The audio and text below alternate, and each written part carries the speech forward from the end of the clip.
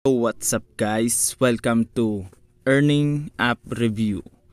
Dito sa video na to guys is ipapakita ko na sa inyo yung update ng aking Maya Gems na winidraw ko.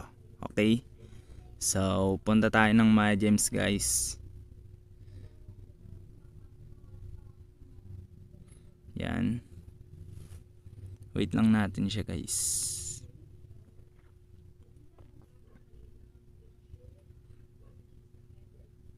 Okay, skip. And yes, punta tayo dun sa may yan. Then nandyan na siya sa cash out result. And kung makikita natin guys is may nakalagay na your current position is okay 6,487.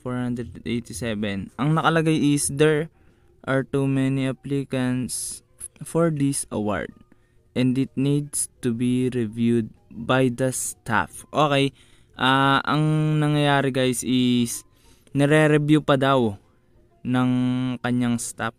Okay, ang aking withdrawal pagkatapos ng pag-aantay ko ng 3 days at meron pang ganun, no?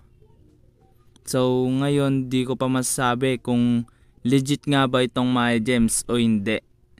So ibabalita ko na sa inyo guys sa next video ko kung legit nga ba o hindi, no? Tignan natin muna dito sa Maya guys. Dito kasi sa PayMaya guys, ito yung pinili ko na mapupunta yung i-withdraw kong pera dito sa ano na to. So makikita natin guys, wala pa talaga. I-update ko na lang kayo guys kung legit nga ba o hindi itong Maya Gems, no?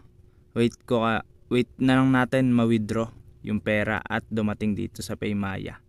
Like, share and subscribe and click the notification bell para lagi kayong update sa mga ilalabas kong video.